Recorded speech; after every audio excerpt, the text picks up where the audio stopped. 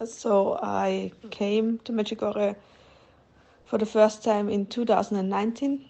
I just came because my mother pushed me to do it. I grew up in a traditional Catholic family, so we went to church on Christmas and Easter, and sometimes my grandmother um, forced me to come to church with her. Then I went to church with her, and of course I took communion because I had no clue, no plan what this is. And yeah, we prayed the rosary, not the whole rosary, just 2 decades on Christmas, the 4 Sundays before Christmas. So that's it. When I was young, I had always like this dream to have one man and marry this man and have a family, and that's it.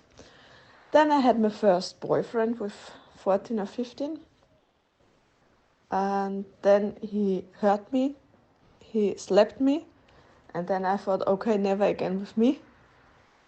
If somebody gets hurt, then the boy gets hurt, not me anymore. Then I started to party, to drink, to smoke a little bit, and to have a lot of men, boys from, I don't know, 17, because I was so hurt that I was hurt for years.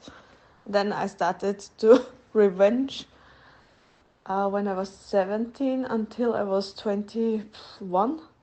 It's not a long time, but it was really intense. I made party 3 times a week. I was always good in school, like very good, because and I know how to manipulate people. So nobody knew what I'm doing.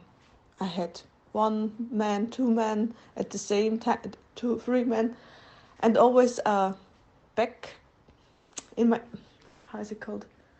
So if it does not work out with this one man, I had somebody in backup, so that I never get hurt again. And with this behavior, I never realized this until I came to Father Fim. Maybe you know him. He's always with Father Leonhard. They do speak German, and Father Leonhard also speaks English. And he prayed for me, and he said, "Oh my goodness, you're so cursed." And I said, "What? Why?" And he said, "A lot of men cursed you." And then I realized that I really hurt them because of my behavior, because of my wounds. Yeah. So I continued with the party life and the man life and the good life. So I had good degrees in school, in university. I was good to my family. I mean, they saw me when I came home drunk, but I always covered it. It was not too bad. Yeah, and then with 21, I fell in love with a boy, and he really fell in love with me very hard. And this was my really first relationship, like deep relationship. We were together for years, from 21 to, I don't know, 20 something. And then we renovated his house, and we were speaking about children and blah blah blah. But for him, religion was like a sect, secte, how is it called? Like fanatic. And he didn't even want to go to church on Christmas. But this was very important for me, really important for me, Christmas and Easter, to go to church. And yeah, so we had an argue 2 times a year because of the church. And yeah, we had a good life. I was possessed, obsessed, I don't know, with him. He was my God. He was a Nazist. So he treated me really well, like a princess, like a queen, I don't know, the first 1-2 years. And then he started to say things like, if you don't do this, we can break up. If you don't do this, we have to break up. If you don't do this, I don't know, blah, blah, blah.